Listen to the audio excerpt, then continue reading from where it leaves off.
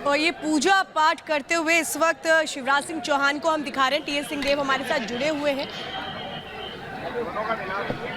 शिवराज सिंह चौहान यहाँ पूजा कर रहे हैं और तस्वीरें शायद एग्जिट पोल के जो नतीजे दिखाए जा रहे हैं वो शिवराज जी तक भी पहुंचे हों। मुमकिन है कि उसी के बाद मनोज जी आपके एग्जिट पोल के बाद पूजा भी करते नजर आ रहे हैं, धन्यवाद देते नजर आ रहे हैं। तो ये तस्वीरें तो यहाँ पर मध्य प्रदेश की थी, लेकिन बड़ी खबर अब तेलंगाना से जो नंबर आ रहे हैं, अभिषेक एक बार वो बता देते हैं, क्योंकि तेलंगाना में जो वोटिंग खत्म हुई है उसके बाद मनोज जी ने जो मैटराइज के नंबर्स दिए हैं, अच्छा। तेलंगाना के नंबर्स जरा एक बार बता देते हैं। स्क्रीन पर है हमारे नंबर्स। बीजेपी के वोट परसेंट 10.8% है सर।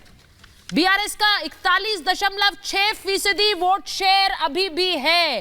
कांग्रेस का 43.3% वोट शेयर और एमआईएम का 2.4% का ये वोट शेयर है। सीटों में कैसे तब्दील हो रहा है अभिषेक, ये जरा आप बता दीजिए, क्योंकि स्क्रीन पर है अभी। बिल्कुल, देखें सीट शेयर के हिसाब से अगर आप जाएं तो बीजेपी को 4 से 9 सीट मिलती हैं। मैं अपनी स्क्रीन पे आंकड़े देख रहा हूं। बीआरएस को 46 से 56 सीट मिलती हैं और कांग्रेस पार्टी 58 से 68 सीट जीतती है। यानी बहुमत के आसपास, कभी नीचे भी जा सकता है, ऊपर भी जा सकता है। लगभग कांग्रेस की सरकार बनती दिख रही है। मनोज सिंह, आप बिल्कुल मानते हैं कि आंकड़ा यही रहेगा? क्योंकि अभी वोटिंग खत्म हुई है, शायद आप रिवाइज करें तो रिवाइज करेंगे तो किस तरफ करेंगे, कांग्रेस की तरफ या बीआरएस की तरफ? रिवाइज करूंगा तो जो आंकड़े आएंगे उसके तरफ करूंगा। कांग्रेस की तरफ जाएगा कि बीजेपी की तरफ जाएगा? तो किस तरफ जाएगा? और बीआरएस की तरफ। देखिए क्या स्थिति है कि पिछली बार से इस बार अभी जो आया है आंकड़ा इलेक्शन कमीशन से, लगभग 10% अभी पिछले अपेक्षा की कम दिखा रहा है पोल। यदि हम 10% उनमें टीआरएस में काट दे, बीआरएस में काट भी दें, तब भी कांग्रेस को उतना आंकड़ा कैसे आ रहा है, इस पे भी हमको गौर करना पड़ेगा। अब ये जो वोटर 10% रुके हैं वो सिर्फ टीआरएस के रुके हुए हैं या बीआरएस के रुके हुए हैं, कि या उसमें से कांग्रेस के भी वोटर रुके हुए हैं? कांग्रेस के साथ तेलंगाना में एक ही थी, कोई बहुत बड़ा नेता नहीं था, बहुत बड़ा चेहरा नहीं था। कर्नाटक से लेकर गया था और जहां तक उसके बाद भी ये संख्या आ रही है। उसके बाद भी ये संख्या आ रही है। लेकिन आपको बताऊं कि बीआरएस का एंटी इनकम्बेंसी पूरी तरह से दिख रहा था। लोग नाराज थे उनकी पॉलिसी को लेकर। ये और दूसरी बात, जो लास्ट आवर में पिछले 10 दिनों में बीजेपी ने वहां मजबूती थोड़ी दिखाई है, तो क्या हुआ है कि बीआरएस की संख्या घट गई है। यदि बीजेपी थोड़ा स्ट्रांग नहीं हुई होती तो बीआरएस के लिए यहां से सरकार बनाना। मनोज जी एक बार नंबर फिर से बता देते, क्योंकि वोट परसेंट स्क्रीन पर लगातार चल रहा है, लेकिन सीटों में कैसे तब्दील हुआ है? वो 119 सीटों की विधानसभा, उसमें सीटों में कैसे तब्दील हुआ है?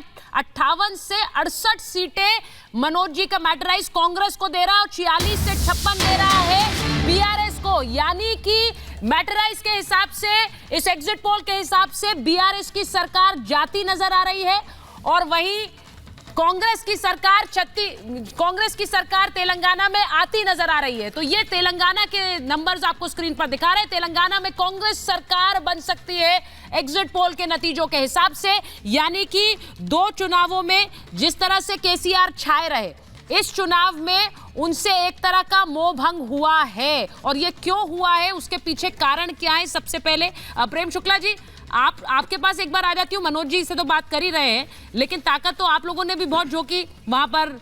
वैसी बंधुओं ने पूरी ताकत बीआरएस के लिए भी झोंकी।